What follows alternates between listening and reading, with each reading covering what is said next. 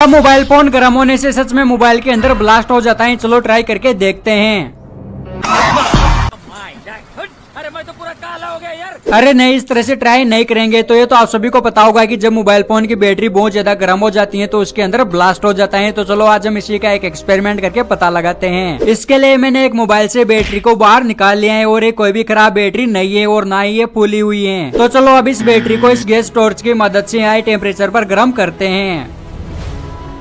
तो यार इस गैस टॉर्च ने तो हमारी बैटरी की बाहर की परत को पूरी तरह से जला दिया है। तो यार ये बैटरी पूरी तरह से जल चुकी है और इसके आर पार छेद भी होने वाला है, लेकिन अभी तक इसमें किसी भी तरह का ब्लास्ट नहीं हुआ और ना ये बैटरी फूली है। अरे यार ये बैटरी पूरी जल गई लेकिन इस पर बिल्कुल भी ब्लास्ट नहीं हुआ। आपने भी कभी इन दोनों सेलों को देखा है? तो ये है पुराने जमाने का मोटा वाला सेल और ये है आज के जमाने का पतला वाला सेल। लेकिन क्या आपने कभी सोचा है कि आखिर इन दोनों में से सबसे ज्यादा पावरफुल कौन सा होता है, नए जमाने वाला या फिर पुराने जमाने वाला? तो चलो आज हम इसी का एक एक्सपेरिमेंट करके पता लगाते हैं। इसके लिए मैं मार्केट से एकदम ब्रांड न्यू मोटा और पतला वाला सेल खरीद लाया और ये दोनों एक ही कंपनी के सेल हैं। मोटा वाला सेल मुझे 30 रुपए का मिला है और ये पतला वाला 10 रुपए का। इस पतले सेल का वोल्टेज 1.8 वोल्ट है और मोटे वाले का 1.5 वोल्ट। और इस मोटर को पतला वाला सेल मोटे वाले सेल के मुकाबले ज्यादा तेजी से चला रहा है। अब मैंने एक एक मोटर इन दोनों सेलों पर कनेक्ट कर दी है। देखते हैं कि कौन सा वाला सेल सबसे ज्यादा देर तक मोटर को चलाता है। तो यार 13 घंटे और 30 मिनट चलने के बाद हमारे पतले वाले सेल की मोटर बंद हो गई, लेकिन हमारा मोटा वाला सेल अभी भी चल रहा है। तो यार इस मोटे को चलते हुए 48 घंटे हो गए हैं, लेकिन अभी भी ये डिस्चार्ज नहीं हुआ। तो लगभग 3 दिनों तक चलने के बाद ये मोटा वाला सेल बंद हो गया और ये 60 घंटे 34 मिनट तक चला है। क्या होगा अगर मैं मोबाइल को डायरेक्ट 220 एसी वोल्ट करंट दे करके चार्ज करूं? क्या मोबाइल की बैटरी 1 सेकंड में फुल चार्ज हो जाएगी? चलो ट्राई करके देखते हैं।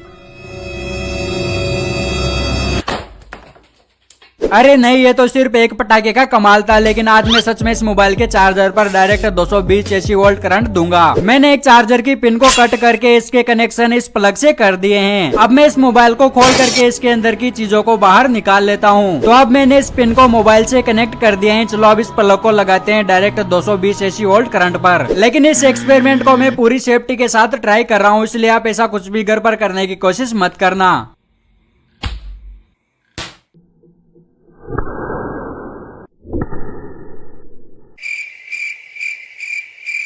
तो ये है चुम्बक से चलने वाली कार। तो आज तक आपने सिर्फ बैटरी से चलने वाली कारें देखी होंगी, लेकिन ये कार बैटरी से नहीं बल्कि चुम्बक से चलती हैं। इस कार को हम कितना भी चला लें फिर भी इस पर बैटरी या फिर सेल डालने की जरूरत नहीं पड़ती। इस कार को बनाने का आइडिया मुझे तब आया जब मैंने इस कार के ऊपर एक मैग्नेट रखी और दूसरी मैग्नेट को जब मैं उसके पास ले गया तो ये कार अपने आप चलने लगी। तो इसी कॉन्सेप्ट का यूज करके मैंने एक मैग्नेट को इस कार के आगे लगा दिया है और जब मैं दूसरी मैग्नेट को इसके पास ले जा रहा हूँ तो अट्रैक्शन के कारण ये कार फिर भी चल रही है। तो अब मैंने दिमाग लगा करके इस दूसरी वाली मैग्नेट को भी इस कार पर ही चिपका दिया। अब हमारी ये वाली मैग्नेट इस कार वाली मैग्नेट को अपनी तरफ अट्रैक्ट करेगी और हमारी कार चलने लगेगी। ये बिल्कुल वैसे ही है जैसे गधे के आगे गाजर लटकाना।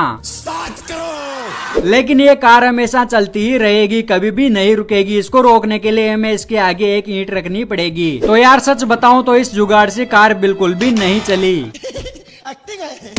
क्या आपने कभी दूध या फिर अंडे के अंदर के प्रोटीन को देखा है? नहीं। क्योंकि आज मैं आपको दूध और अंडे के अंदर के प्रोटीन को दिखाने वाला हूँ। इसके लिए सोडियम हाइड्रोक्साइड और कॉपर सल्फेट लेकर के इस पर थोड़ा सा पानी डाल करके सोडियम हाइड्रोक्साइड और कॉपर सल्फेट का सॉल्यूशन बना लेंगे। अब एक बीकर में हम अंडे को फोड़ करके उसके अंदर के लिक्विड को निकालेंगे और दूसरे बीकर में हम दूध को निकाल लेंगे। तीसरे गिलास में मैं वे प्रोटीन को निकालूंगा जो कि प्योर प्रोटीन होता है और चौथे में मैं नॉर्मल पानी भर करके इसके अंदर नमक डाल देता हूँ। अब इन गिलास के अंदर मैं सोडियम हाइड्रोक्साइड और कॉपर सल्फेट के सॉल्यूशन को डालूंगा। सॉल्यूशन डालने के बाद जिस भी गिलास का रंग सबसे ज्यादा गाढ़ा यानी गहरा होगा उसी गिलास के अंदर सबसे ज्यादा प्रोटीन है। तो यहाँ पर दूध का कलर हल्का सा डार्क हुआ है, जबकि प्रोटीन पाउडर और अंडे का कलर बहुत ही ज्यादा डार्क हो गया है। मतलब अंडे के अंदर दूध से ज्यादा प्रोटीन होता है। लेकिन पानी का कलर बिल्कुल भी चेंज नहीं हुआ, मतलब पानी के अंदर बिल्कुल भी प्रोटीन नहीं होता। तो आज आपको पता चलेगा कि ये वाली टेप कितनी ज्यादा मजबूत होती है। इसके लिए हम इस टेप का अलग अलग टेस्ट करके देखेंगे। तो सबसे पहले तो मैं इस टेप की मदद से अपने आप को इस पोल से बांध लेता हूँ। मैंने इस टेप को सिर्फ 2 बार लपेटा है और इससे तो मैं बहुत ही आसानी से छूट गया, लेकिन इस बार मैंने इस टेप को 5 बार लपेट दिया है और थोड़ी कोशिश करने के बाद ये भी टूट गई। लेकिन इस बार मैंने इसको 10 बार लपेट दिया है और मुझे लगता है कि इस बार ये बहुत ज्यादा हो गया और मैं इस टेप की 10 लेयर को नहीं तोड़ पाया। तो चलो अब देखते हैं कि हमारी बाइक टेप की कितनी लेयर को तोड़ पाती है।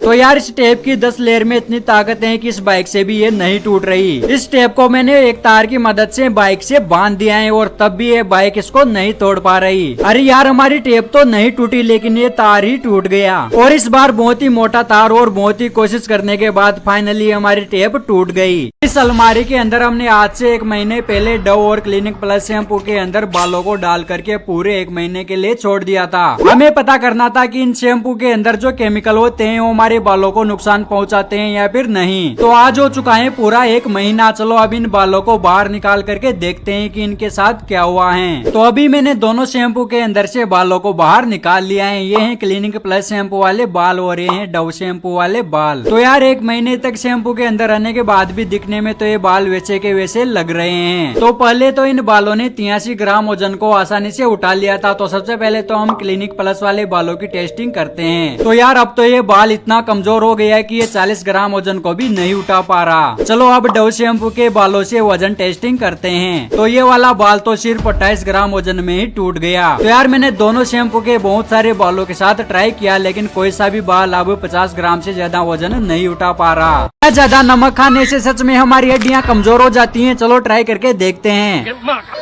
अरे नहीं, इस तरह से ट्राई नहीं करेंगे। तो ये तो आप सभी ने सुना होगा कि ज्यादा नमक खाने से हमारी हड्डियां कमजोर हो जाती हैं, लेकिन क्या सच में ऐसा होता है? तो चलो आज हम इसी का एक एक्सपेरिमेंट करके पता लगाते हैं। इसके लिए मैं इन हड्डियों को नमक वाले पानी के अंदर डाल करके पूरे 1 महीने के लिए छोड़ दूंगा और 1 महीने बाद देखते हैं कि हमारी हड्डियां कमजोर होती हैं या फिर नहीं। ये दोनों जानवर की हड्डियां हैं। तो अभी इस छोटी वाली हड्डी का वजन 28 ग्राम है और बड़ी वाली हड्डी का 184 ग्राम। तो अभी तो ये हड्डियां एकदम पत्थर की तरह मजबूत हैं। अब मैंने एक ग्लास का जार लेकर के इसको पूरा पानी से भर दिया है और इस पर एक पूरी नमक की थैली भी डाल दी है। लेकिन मुझे नमक थोड़ा कम लग रहा है, इसलिए मैंने 2 नमक की थैलियां इसके अंदर घोल दी। अब इसके अंदर दोनों हड्डियों को डाल करके इसके ढक्कन को बंद कर देते हैं और इसको एक सेफ जगह में रख देते हैं। अब 1 महीने बाद आकर के देखेंगे कि हमारी हड्डियों के साथ क्या हुआ है। पार्ट 2 1 महीने बाद।